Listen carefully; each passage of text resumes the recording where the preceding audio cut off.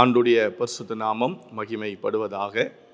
உங்கள் ஒவ்வொருவரையும் இயேசு கிறிஸ்துவின் இனிதான நாமத்தினாலே நான் வாழ்த்துகிறேன்.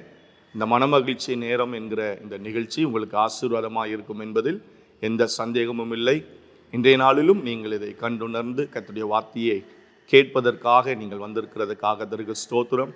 தேவன் நிச்சயம் உங்களையும் உங்கள் குடும்பங்களையும் உங்கள் எல்லைகளையும் பார்க்கிற ஒவ்வொருவரையும் தேவன் ஆசீர்வதித்து உயர்த்துவார் என்பதில் எந்த சந்தேகமும் இல்லை. உங்களுக்கு ஆசீர்வாதத்திற்கென்று ஒரு வேத வசனத்தை நான் வேதத்திலிருந்து வாசிக்கிறேன். உபாகமத்தின் புஸ்தகம் 2வது அதிகாரம் 7வது வசனத்தை நான் உங்களுக்காக வாசிக்கிறேன். உன் தேவனாகிய கர்த்தர் உன் கை கிரியைகளில் எல்லாம் உன்னை ஆசீர்வதித்து வருகிறார். இந்த பெரிய வனாந்தர வழியாய் நீ நடந்து வருகிறதை அறிவார்.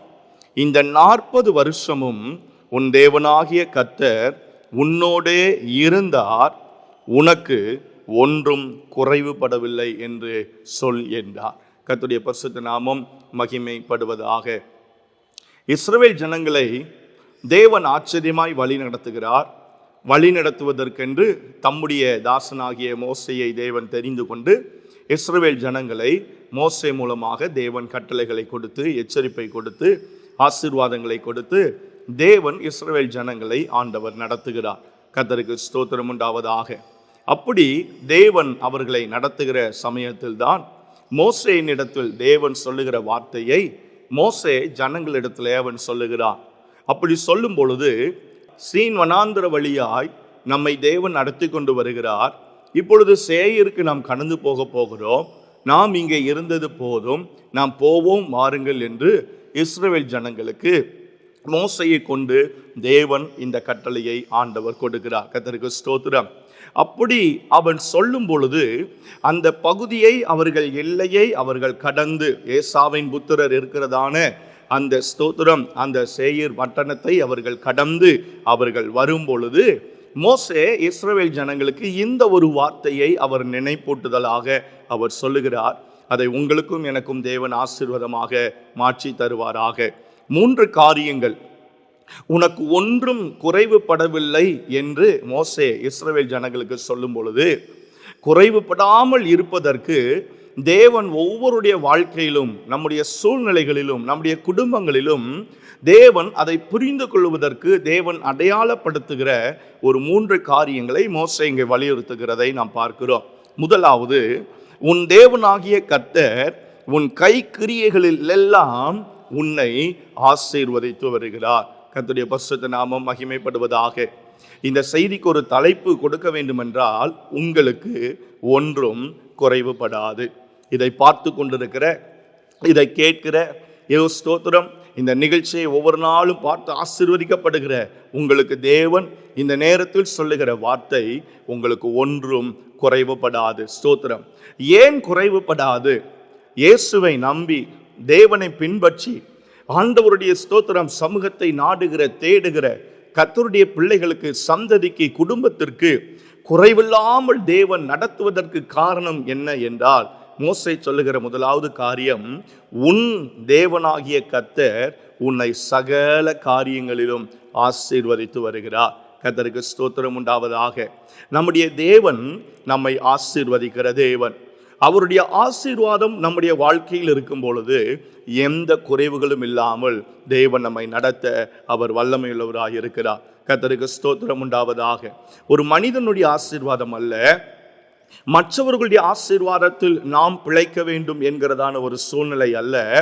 பிரசங்கில் வாசிக்கிற பிரகாரம் என் பங்கை பெறவும் என் கையின் பிரயாசத்தை நான் சாப்பிடவும் என்னுடைய நன்மையை நான் அனுபவிக்கவும் எனக்கு அதிகாரம் அளிப்பது அனுக்கிரகம் அளிப்பது என் தேவாதி தேவனுடைய மகா பெரிய கிருபை. கர்த்தருக்கு ஸ்தோத்திரம் உண்டாவதாக. இஸ்ரவேல் ஜனங்களே, நீங்கள் அந்த ஏசாவின் அந்த மலைநாட்டை கடந்து வரும் பொழுது அங்கே நீங்கள் ஒன்றும் நீங்கள் பெற வேண்டாம், வாங்க வேண்டாம் என்று மோசே எச்சரிக்கிறார். காரணம் என்ன தெரியுமா? இன்னொருத்தரிடத்தில் வாங்கிதான் ஸ்தோத்திரம், நீ ஆசீர்வதிக்கப்பட வேண்டும், பிழைக்க வேண்டும் என்பது அல்ல. உன்னை நடத்துகிற உன் தேவனாகிய கர்த்தராகிய நானே உன்னை ஆசீர்வதிக்கிறவர். என்னுடைய ஆசீர்வாதம் உனக்கு இருக்கும் பொழுது, என்னுடைய நன்மை உன்னுடைய சிரசு மீது இருக்கும் பொழுது, உன் வாழ்க்கையில ஒன்றும் குறைவுபடாமல் நான் பார்த்து கொள்ள வல்லமையுள்ள தேவனாய் இருக்கிறேன் என்பதை ஆண்டவர் அவர்களுக்கு நினைப்பூட்டுகிறதை நாம் பார்க்கிறோம். கர்த்தருக்கு ஸ்தோத்திரம் உண்டாவதாக. நாளாகமத்தில் நீங்கள் வாசித்து பார்ப்பீர்களானால், யாபேஸ் என்கிற ஒரு மனிதனை குறித்து வேதத்தில் வாசிக்கிறோம். அவன் தேவனிடத்தில் சொல்லுகிறான், கர்த்தாவே, நீர் என்னை ஆசீர்வதித்து என் எல்லையை பெரிதாக்கி தீங்கு என்னை துக்கப்படுத்தாதபடிக்கு அதற்கு விலக்கி என்னை காத்தருளும் என்று அவன் வேண்டிக் கொண்டான் என்று வேதத்தில் வாசிக்கிறோம். கர்த்தருக்கு ஸ்தோத்திரம். யாபேஸ் ஒரு காரியத்தை நன்கு அறிந்திருந்தான். என் தாய் என்னை பாவத்தில் கர்ப்பம் தரித்திருந்தாலும், என் தாய் நான் பெற்றெடுக்கும் பொழுது அவள் வேதனையோடு இருந்தாலும், என்னை ஆசீர்வதிக்கிற ஒரு தேவன் ஒருவர் உண்டு என்பதை யாபேஸ் நன்கு அறிந்திருந்தார். இதை பார்க்கிற யாரா இருந்தாலும் உங்களுக்கும் தேவனுடைய வார்த்தை வருகிறது. நீங்கள் எந்த சூழ்நிலையில் இருந்தாலும், எந்த நிலைமையில் இருந்தாலும், குறைவுகளோடு இருந்தாலும், பலவீனத்தோடு இருந்தாலும், நாளைய தினத்தை குறித்து ஸ்தோத்திரம், அடுத்து வரப்போகிற காரியங்களை குறித்து யோசித்துக் கொண்டிருப்பீர்களானால், ஆண்டவர் இப்பொழுது உங்களோடு தீர்க்கமாய் பேசுகிறார். உனக்கு ஒன்றும் குறைவுபடாமல் நான் உன்னை பாதுகாக்க வல்லமையுள்ளவராயிருக்கிற கர்த்தருக்கு ஸ்தோத்திரம் உண்டாவதாக. ஏன் ஒன்றும் குறைவுபடாது? உன் தேவனாகிய கர்த்தர் உன்னுடைய கைக்கிரியைகளில் எல்லாம் உன்னை ஆசீர்வதிக்கிற தேவனாக இருக்கிறார். ஆபிரகாமை குறித்து ஆதியாகமத்தில் வாசிக்கும் பொழுது, தேவன் ஆபிரகாமை அழைக்கும் பொழுது அவன் சிற்பங்களை வடிவமைத்துக் கொண்டிருக்கிற ஒரு வேலையை செய்து கொண்டிருந்தான். அவனுடைய 75ஆம் வயதில் தேவனுடைய அழைப்பு ஆபிரகாமுக்கு சென்றது. ஆனால் 100வது வயதில் தான் தேவன் வாக்குத்தத்த குழந்தையை கொடுத்தார். நீங்கள் ஆபிரகாமின் வாழ்க்கையை திரும்பி பார்ப்பீர்கள். ஆனால் சிலையை வடிவமைத்துக் கொண்டிருந்த அந்த ஆபிரகாமை கர்த்தர் செல்வ சீமானாக மாற்றினார். கர்த்தருக்கு ஸ்தோத்திரம் உண்டாவதாக. அவனை மாத்திரம் அல்ல, ஸ்தோத்திரம், லோத்துவையும் கூட கர்த்தர் ஆசீர்வதித்து, ஸ்தோத்திரம், வேதத்தில் நீங்கள் வாசித்து பார்ப்பீர்களானால் அவர்கள் 2 பேருடைய காரியமும் இந்த பூமி தாங்கக்கூடாததா இருக்கிற விதத்தில் கர்த்தருடைய ஆசீர்வாதம் இருந்தது. ஒரு மனிதன் தேவனை நம்புவானானால், ஒரு குடும்பம் கர்த்தரை விசுவாசிக்குமானால், எந்த மனிதன் தேவனுடைய வார்த்தைக்கு ஸ்தோத்திரம் உண்மையாய் தன்னுடைய வாழ்க்கையில் அர்ப்பணித்து ஒப்பு கொடுத்து கீழ்ப்படிந்து ஒரு மனிதன் தேவனுக்கு ஸ்தோத்திரம் முழு கனத்தை கொடுப்பானானால் அந்த மனிதன் எவ்வளவாய் ஆசீர்வதிக்கப்படுவான் என்பதற்கு கர்த்தர் ஆபிரகாமை ஒரு எடுத்துக்காட்டாக நமக்கு முன்பதாக தேவன் நிறுத்தி இருக்கிறதை பார்க்கிறோம். ஸ்தோத்திரம். ஒன்றும் ஆபிரகாமுக்கு குறைவுபடவில்லை. காரணம், ஆபிரகாம் செய்த சகல கைக்கிரியைகளையும் என் கர்த்தர் ஆசீர்வதித்து அவர் வந்தார். கர்த்தருடைய நாமம் மகிமைப்படுவதாக. வேதத்தில் வாசிக்கிறோம், கர்த்தாவே, நீர் நீதிமான் ஆசீர்வதித்து காருண்யம் என்னும் கேடகத்தினால் நீர் அவனை சூழ்ந்து கொள்ளுகிறீர் என்று வேதத்தில் நம்ம வாசிக்கிறோம். கர்த்தருக்கு ஸ்தோத்திரம் உண்டாவதாக. யோபுவின் புத்தகம் துவங்கும் பொழுது அவனுடைய ஆசீர்வாதத்தோடு தான் துவங்குகிறது.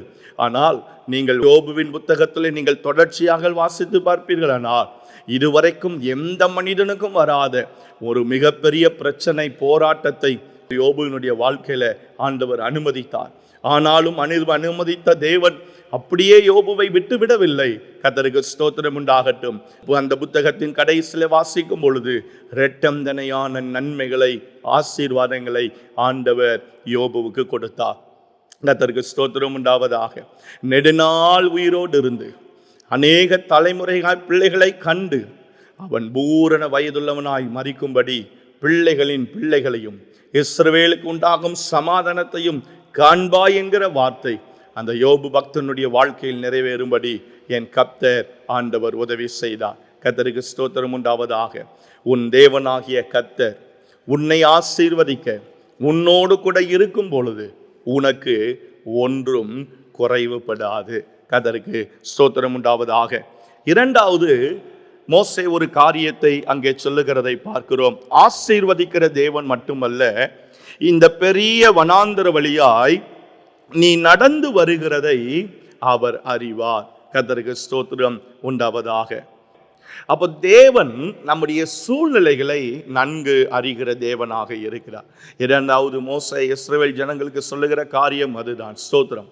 நம்மை அறிந்திருக்கிற, புரிந்திருக்கிற, நம்முடைய உணர்வுகளை, நம்முடைய வழிகளை, நம்முடைய சூழ்நிலைகளை, நாம் போகிற ஒவ்வொரு பாதைகளையும் புரிந்திருக்கிற தேவன் ஒருவர் நம்மோடு கூட இருக்கிறார், உங்களோடு கூட இருக்கிறார். ஆகவே உங்களுக்கு ஒன்றும் குறைவுபடாது என்கிறார். கர்த்தருக்கு ஸ்தோத்திரம் உண்டாவதாக.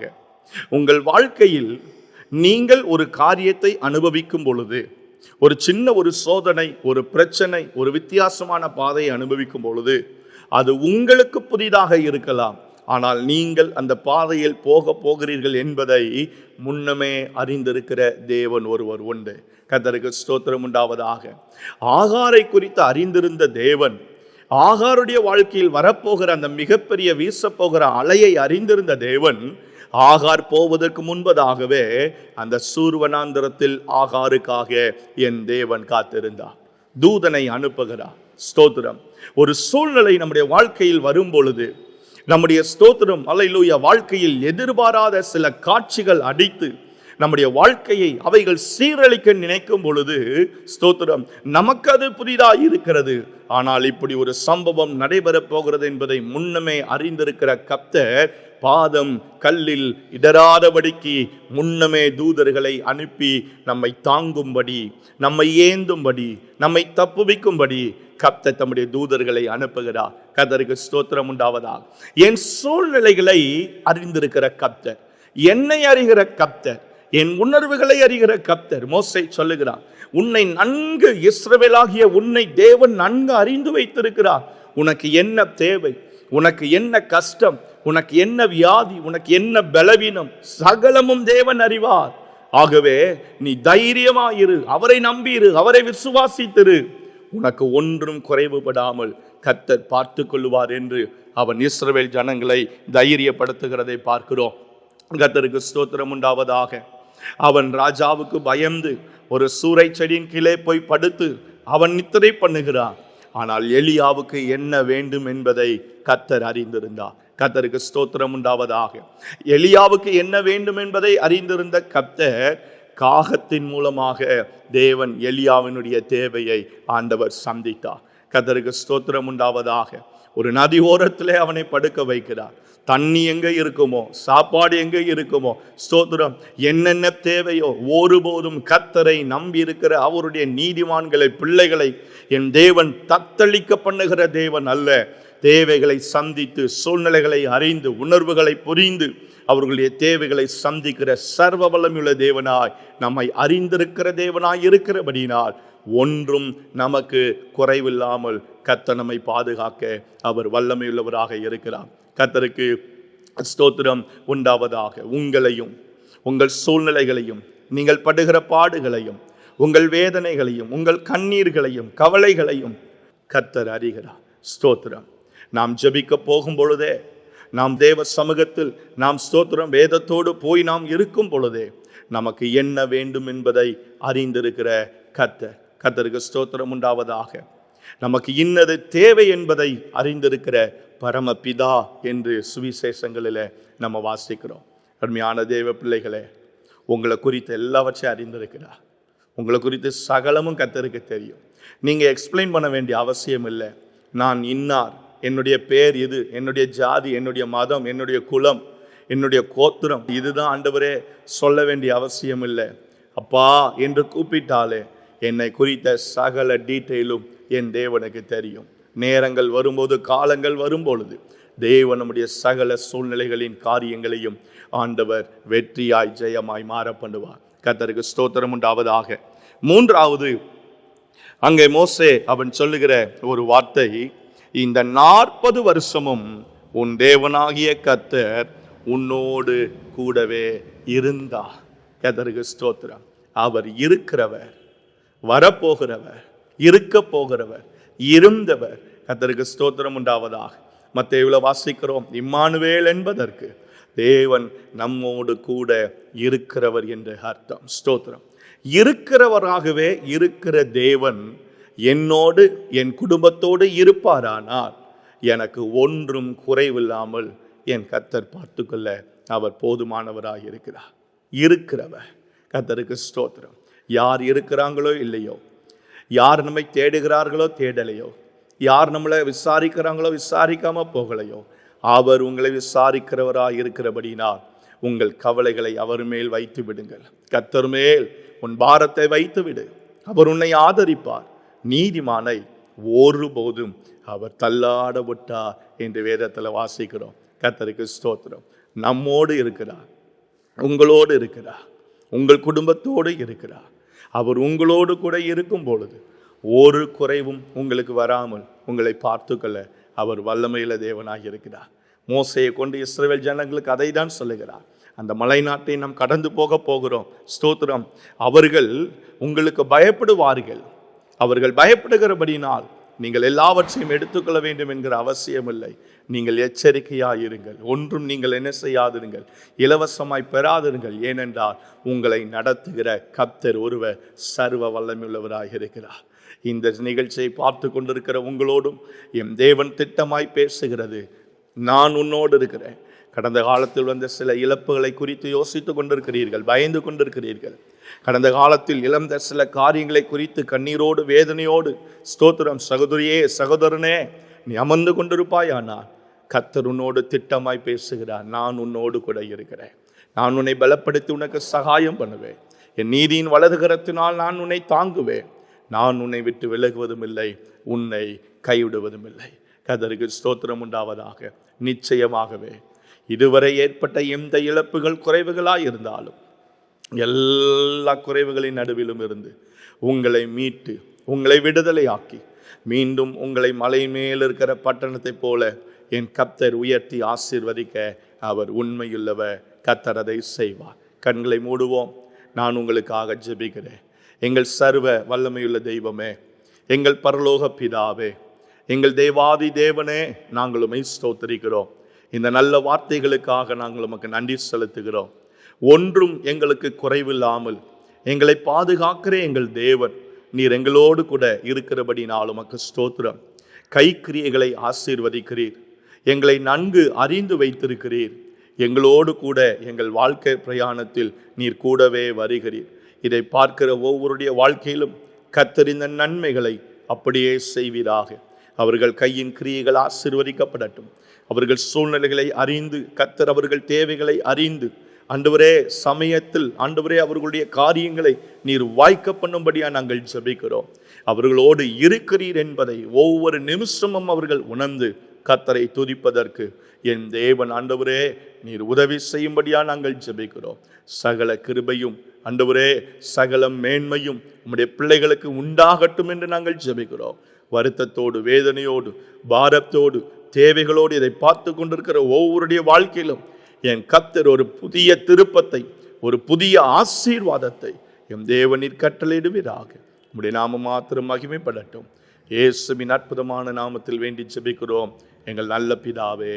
ஆமென், ஆமென். கர்த்தர் உங்களை நிச்சயம் ஆசீர்வதிப்பார். ஆசீர்வாதமாயிருப்பீர்கள். ஆமென்.